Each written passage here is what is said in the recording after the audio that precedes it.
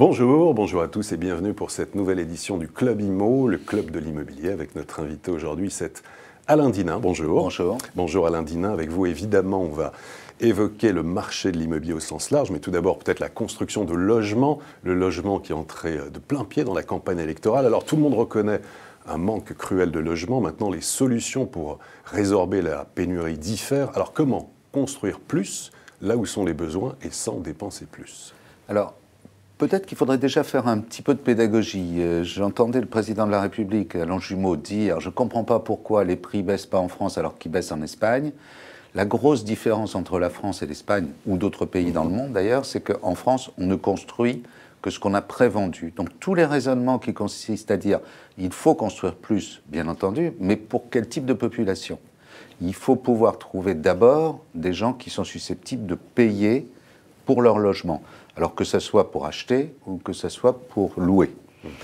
Et comme nous n'avons pas traité ces sujets-là de façon suffisamment durable, je suis dans ce métier depuis 30 ans, j'en suis à mon 22e secrétaire d'État ou ministre. Depuis hier, on a un ministre au logement, enfin. Bon, je ne sais pas pour combien de temps, mais on a un ministre pour le logement. On a un changement de loi, par exemple sur la loi Sellier, mais avant la loi Sellier, il y en a eu 9 dans les 15 dernières années, avec aussi bien d'ailleurs des ministres de gauche que des ministres de droite. Et tous ces éléments-là concourent au fond au blocage du système. On n'a pas réussi à produire plus parce qu'on n'a pas mis en place des lois suffisamment pérennes pour qu'on n'ait pas d'effet d'accélération et de ralentissement en permanence des différentes mesures. Par exemple, le Sellier s'arrête fin 2012. Il était déjà un peu rogné sur l'année 2011, mais beaucoup de gens ont décidé d'acheter des logements et de profiter du système fin 2011. Donc le début de l'année est difficile. Et donc, tel que nous sommes partis, sur 2012, nous aurons une baisse de la production de logements. Et puis parallèlement... De beaucoup, de quel ordre à peu près? Écoutez, si on regarde le marché du résidentiel, qui est le marché du collectif des centres urbains, hein, pour parler simplement, c'est un marché qui en 2011 va s'établir à 100 000 logements, mais il était à 115 000 l'année d'avant, donc presque 15% de baisse du marché. Eh bien, pour 2012, nous prévoyons, nous, qu'il sera aux alentours de 70 000, 80 000 logements sur toute la France, c'est-à-dire encore 20 à 25% de baisse de la production de logements. Et pour 2013? Et donc, forcément, mécaniquement, pour 2013, si le futur président de la République, quel qu'il soit, et son gouvernement ne prennent pas des mesures extrêmement rapides sur ces sujets-là, on va atteindre un creux, un point bas de l'activité. Donc une politique cohérente du logement avec une vision au moins à 5 ans. Au moins à 5 ans, qui traite bien sûr la partie amont, qui est comment on peut produire plus, par exemple les terrains de l'État, par exemple la constructibilité, mais aussi et d'abord pour quel type de population et à quel prix. Aujourd'hui, quand on regarde, et hier un quotidien sortait le revenu médian des Français, c'est 1 600 €, donc un ménage à deux, c'est 3 000 et quelques. Aujourd'hui, pour acheter un logement, il faut gagner plus de 3 500 € net par mois. C'est-à-dire qu'il y a 85% de la population qui ne peut pas acheter son logement.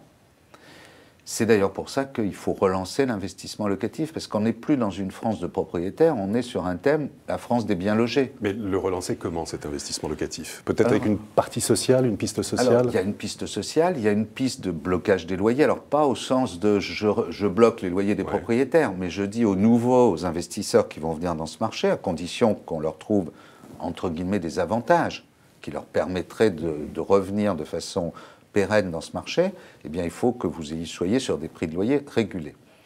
Sur 30 ans, il faut regarder les sujets sur la durée. Hein. Sur 30 ans, le parc locatif privé en France n'a pas bougé. Parce qu'on a fait plein de mesures pour l'investissement locatif, mais parallèlement, les grandes compagnies d'assurance, on appelle les institutionnels, se sont désengagées massivement de ce sujet-là. Donc vous militez justement pour un retour des institutionnels qui avaient déserté ce marché. Moi, je milite, bien entendu, pas pour les SIC, on n'est pas en train de parler de sujets de techniques qui tournent autour des marchés financiers, mais simplement une compagnie d'assurance à qui on dirait aujourd'hui, vous achetez des logements, on vous garantit un loyer, et l'État va supporter la différence entre le loyer que vous allez facturer à votre client, qui doit être un loyer proche du loyer HLM, parce que les gens qui ont besoin de se loger n'ont pas les moyens d'acheter, donc ce sont des revenus bas. Et puis de l'autre côté, vous avez un rendement locatif assuré, de façon à ce que vous puissiez vous établir aussi dans la pérennité. Alors tout ça, ça a un coût, et vous disiez sans coût pour l'État. Alors ce que disent les politiques actuellement, c'est qu'il ne faut pas augmenter les charges de l'État. On est tout à fait d'accord. Il y a 40 milliards d'euros sur le budget du logement en France. Une partie, il ne faut pas y toucher, c'est ce qu'on appelle l'APL, c'est l'aide au logement locatif. Et puis il y a une autre partie qui se répartit sur l'ensemble du territoire et pour toutes les populations.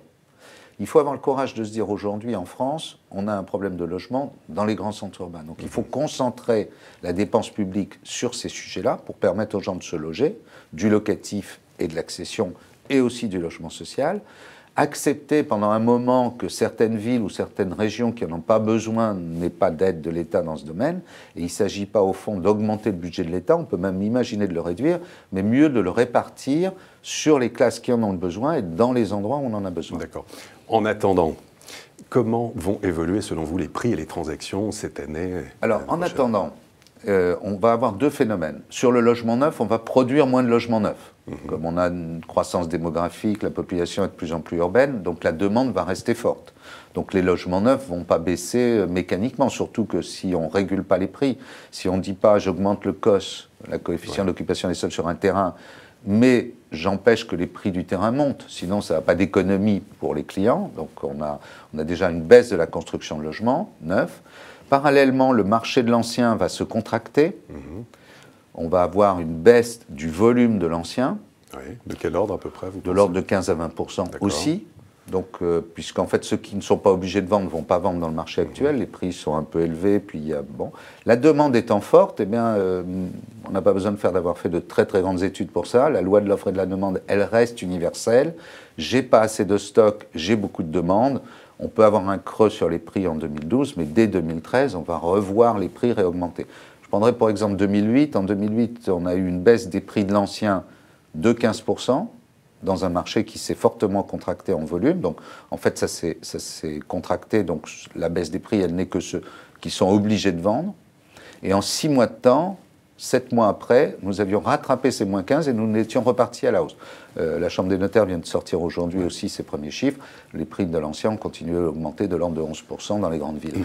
Donc, voilà, c'est un mécanisme qui a une dimension politique. Il faut augmenter l'offre, mais ça n'est pas par des mesures sur la construction, ce sont des mesures d'abord sur le financement des ménages.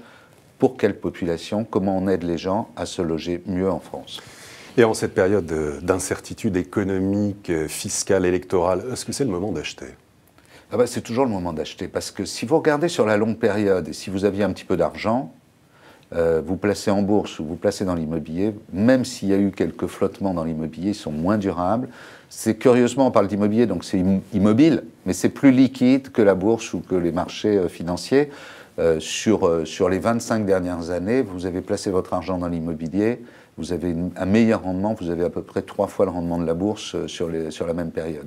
Donc il faut continuer. Alors. Et puis si on raisonne comme ça entre nous, l'offre et la demande étant déséquilibrées, il y a beaucoup de demandes, pas beaucoup d'offres. Ceux qui aujourd'hui ont un peu d'argent à placer ont plutôt intérêt à acheter dans l'immobilier, surtout dans les grands centres urbains, puisque comme on ne produit pas assez, à un moment donné, c'est le prix de l'ancien qui remontera.